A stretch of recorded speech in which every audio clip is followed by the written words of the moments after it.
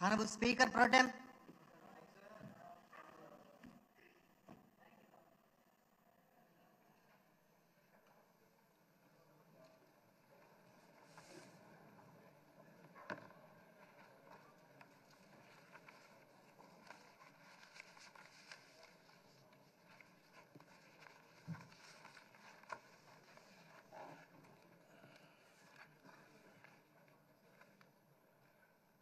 ఆంధ్రప్రదేశ్ శాసనసభ కార్యవిధాన కార్యక్రమ నిర్వహణ నియమావళిలోని 7వ నియమమును అనుసరించి సభాపతి పదవికి సక్రమంగా నామనిర్దేశం చేయబడిన సభ్యుల పేర్లను ప్రతిపాదకుల పేర్లను సభకు నేను తెలియపరుస్తా ఉన్నాను. 1 చింతకాయల అయ్యన్న పాత్రుడు. ప్రతిపాదకుని పేరు శ్రీ కొణిదెల పవన్ కళ్యాణ్ గారు. 2 శ్రీ చింతకాయల అయ్యన్న పాత్రుడు గారు. ప్రతిపాదకుని పేరు శ్రీ నారా లోకేష్ గారు. 3 శ్రీ చింతకాయల అయ్యన్న పాత్రుడు గారు శ్రీ సత్యకుమార్ యాదవ్ గారు. సక్రమంగా నామనిర్దేశం చేయబడిన అభ్యర్థి శ్రీ చింతకాయల అయ్యన్న పాత్రుడు గారు ఒక్కరే అయినందున సభాపతి పదవికి శ్రీ చింతకాయల అయ్యన్న పాత్రుడు గారు ఏకగ్రీవంగా ఎన్నుకోబడినట్టు ప్రకటిస్తున్నాను. శ్రీ చింతకాయల అయ్యన్న పాత్రుడు గారికి నా హృదయపూర్వక అభినందనలు తెలియజేస్తా ఉన్నాను. నా హృదయపూర్వక అభినందనలు అందజేయచ్చు సభాపతి స్థానమును అలంకరించవలసిందిగా వారిని కోరుతున్నాను. శ్రీ చింతకాయల అయ్యన్న పాత్రుడు గారిని సభాపతి స్థానమునకు తీసుకురావాల్సిందిగా సభానాయకుడిని మరియు ఇతర పార్టీల నాయకులను కోరుతున్నాను. ఇది నాకు ఇచ్చారు.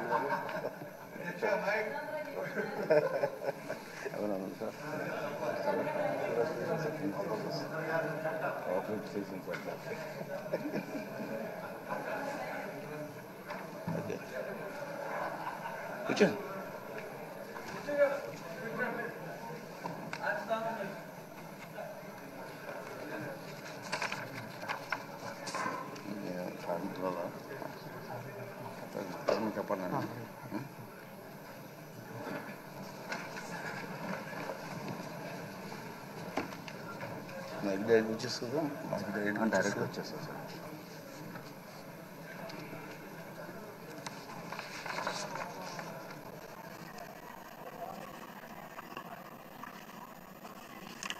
అందరికీ నమస్కారం అండి.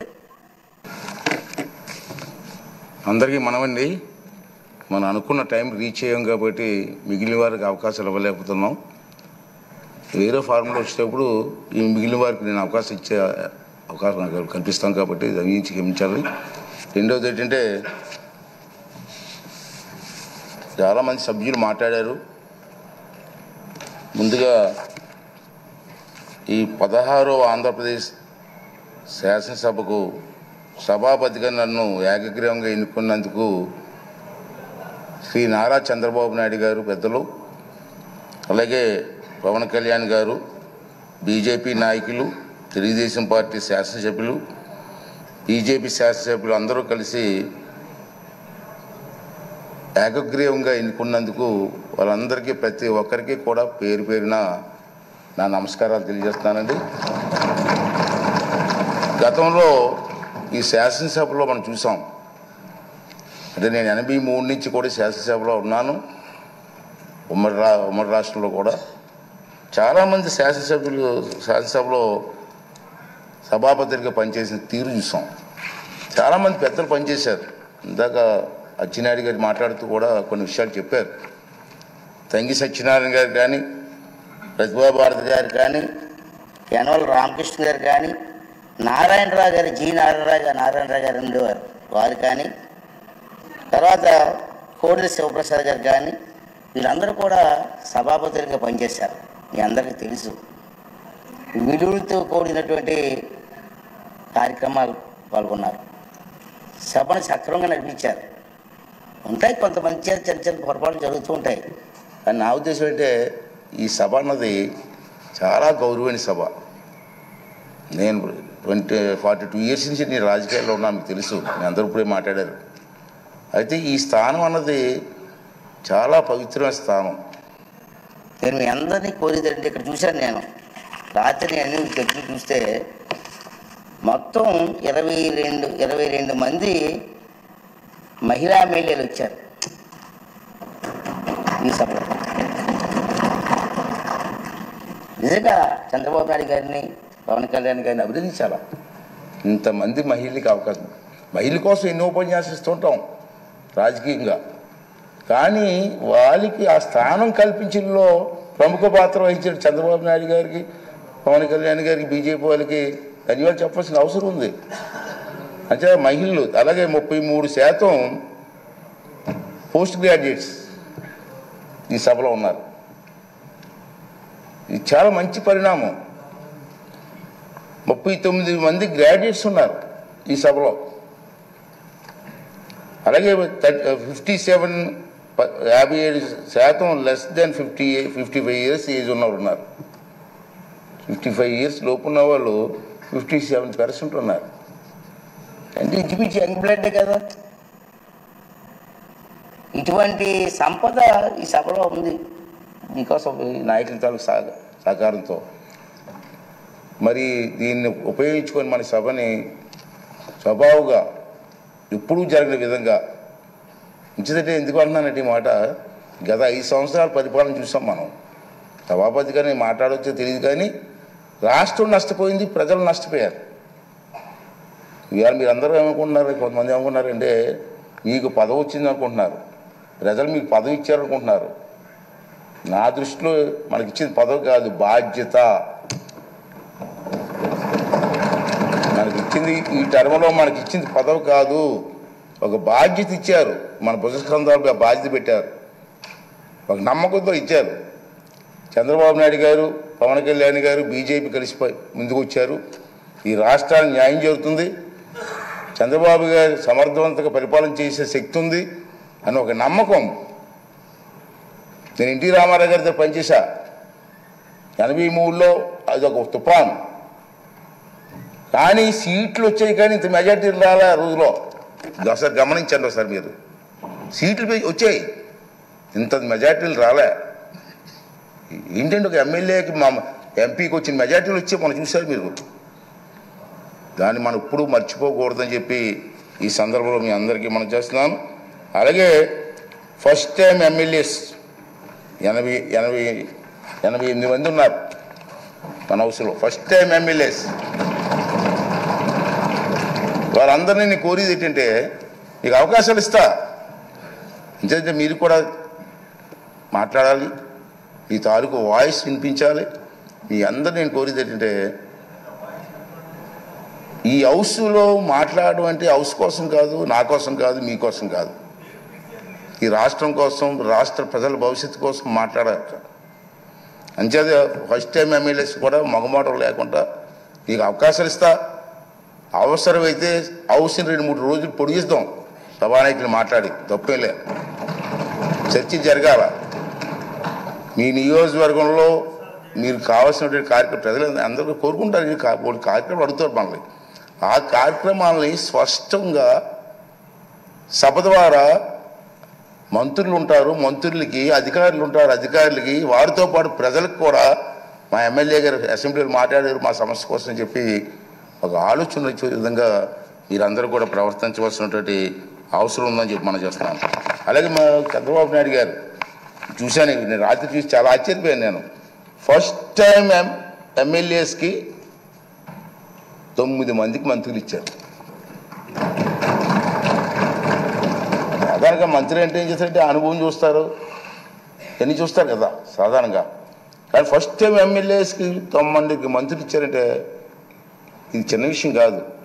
ఈ విధంగా ఆలోచన చేసేటువంటి చంద్రబాబు నాయుడు గారికి, పవన్ కళ్యాణ్ గారికి కూడా మనం ధన్యవాదాలు చెప్పి, వారు ఏ ఆలోచనతో ఇచ్చారో దాన్ని సబూగా జరిపించడం కోసం మనందరూ కూడా ప్రయత్నం చేయవలసినటువంటి అవసరం ఉందని చెప్పి మనం చేస్తున్నాను. అదే కాకుండా ఈవేళ మీరు చూశారు, ఇందా చెప్పాను, నందమూరి తారక రామారావు గారి ఆశీస్సుతో నేను రాజకీయాల్లోకి వచ్చాను. మీ అందరికీ తెలుసు. గత 42 సంవత్సరాల నుంచి కూడా ఓటమి ఉండొచ్చు, గెలుపు ఉండొచ్చు, ప్రజా జీవితంలో గడిపాం. నాకు జీవితాన్ని ఇచ్చింది తెలుగుదేశం పార్టీ. అందుకే అప్పుడప్పుడు చెప్తుంటాను, నేను బతికి ఉన్నంత కాలం కూడా తెలుగుదేశం పార్టీ జెండా కప్పుకొని చచ్చిపోవాలనుకుంటాను తప్పించి వేరే ఆలోచన మాకు లేదు. నిజంగా నాకు జీవితం ఇచ్చింది. ఆ మాట అంటారు కొంతమంది, ఆ మాట ఎందుకంటే ఉంటారు. సరే, ఏ పదవిలో ఉండవచ్చు, నేను ఏ కుర్చీలోనూ కూర్చోవచ్చు, నాకు జీవితాన్ని ఇచ్చిన వాడిని మర్చిపోతామా? అదే నా భావన. అదేవిధంగా మనందరూ పనిచేయవలసిన అవసరం ఉందని చెప్పి మనం చేస్తూ, అలాగే మీరందరూ కూడా నేను కోరేది ఏంటంటే, మీరు కొన్ని కార్యక్రమాలు ఇస్తారు ప్రజలు మీకు. ఆ కార్యక్రమాలని హౌస్లో ఏ విధంగా ప్రజెంటేషన్ చేయాలా? ఇది హౌస్లోకి వచ్చాం, కూర్చున్నాం, వెళ్ళిపోయాం, అది కాదు ముఖ్యం. ప్రతి కార్యక్రమానికి కూడా పద్ధతి ఉంది. మీ దగ్గర రూల్స్ ఉన్నాయి. ఇక్కడ మన ఇక్కడే అసెంబ్లీలో లైబ్రరీ కూడా ఉంది. నేను నా అనుభవం చెప్తున్నాను. ఈవేళ మేము ఫస్ట్ టైం ఎమ్మెల్యే అయినప్పుడు 83లో కానీ 85లో కానీ నేను మంత్రి అయినప్పుడు ఒక క్వశ్చన్ వేస్తే ఆ క్వశ్చన్ ఎలా వేయాలో నేర్చుకోవాలి. ముందు ఏ ఫామ్లో వెళ్ళాలా? సభలో మాట్లాడినప్పుడు మంత్రి ఉంటారు, మంత్రితో పాటు వాళ్ళ డిపార్ట్మెంట్ వాళ్ళు ఆఫీసర్లు ఉంటారు. మీరు మాట్లాడింది మీ సమస్యని ప్రజెంటేషన్ చేసే విధానాన్ని నేర్చుకోవాలా. ఒకవేళ కావలిస్తే చంద్రబాబు నాయుడు పెద్దలతో మాట్లాడి మీకు ట్రైనింగ్ క్యాంప్స్ పెడదాం. ఇంతకుముందు హైదరాబాద్లో బాబు గారి టైంలో, సార్ మీకు గుర్తుందో లేదో కానీ, ఒక 4-5 రోజులు మాకు ట్రైనింగ్ ఇచ్చారు. ఎన్టీ రామారావు గారు అయితే అక్కడ గండిపేటలో 9 రోజులు ట్రైనింగ్ ఇచ్చారు మాకు. 9 రోజులు అక్కడే ఉన్నాం. ఏ సమస్యని ఎలా ప్రజెంటేషన్ చేయాలా, క్వశ్చన్ అవర్లో ఏ సమస్య రేజ్ చేయాలా, 304లో ఏంటి ఇవ్వాలా, కాళ్ళ టెన్షన్లో ఏంటి ఇవ్వాలా, బడ్జెట్ స్పీచ్ ఎలా మాట్లాడాలా, ఇవన్నీ కూడా మనం ట్రైనింగ్ తీసుకోవాల్సిన అవసరం ఉంది. మనం ఏ సిగ్గుపడవసరం లేదు. ప్రజా సమస్య నేర్చుకోవడం తప్పు లేదు. అంచేత మీ అందరినీ కోరేది ఏంటంటే, మీరు తప్పనిసరిగా టైం తీసుకొని, సీనియర్స్ కూడా ఉన్నారు, సీనియర్స్తో కూడా మాట్లాడి మీ ప్రెజెంటేషన్ బాగా చేసి ఈ రాష్ట్ర భవిష్యత్తుతో పాటు మీ నియోజకవర్గ భవిష్యత్తుని కూడా మరి ముందుకు తీసుకెళ్ళడం కోసం మీరు ప్రయత్నం చేయవలసిన అవసరం ఉంది. ఇంచేత మిమ్మల్ని టీవీలో సభలో మనమే ఉన్నాం, మనం చూడడానికి కొన్ని లక్షల మంది కూర్చున్నారు బయటని. ప్రతిరోజు మనల్ని అబ్జర్వ్ చేస్తున్నారు.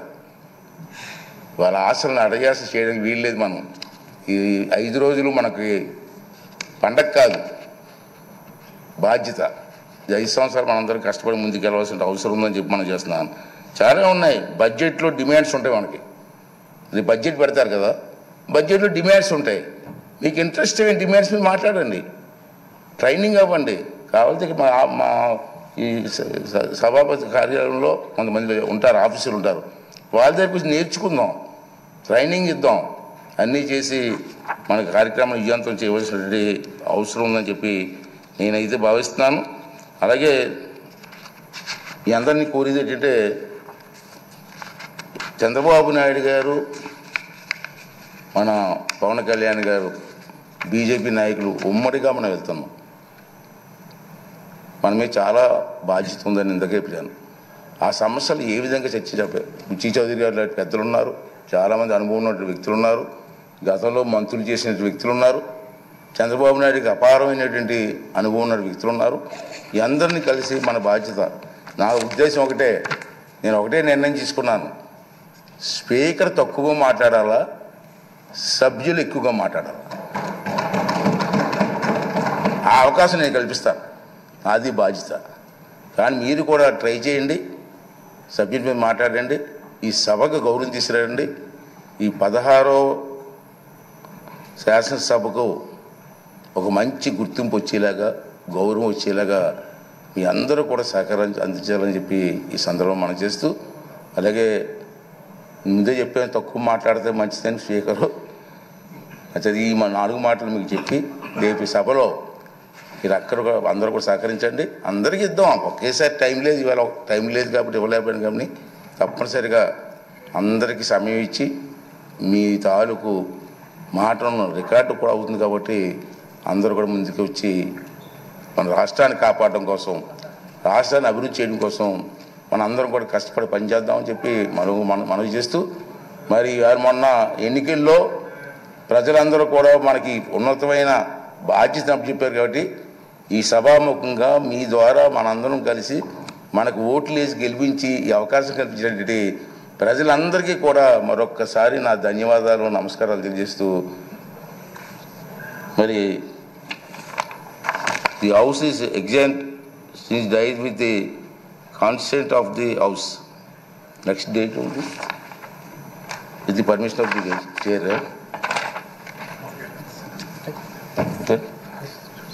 ఓకే అండి.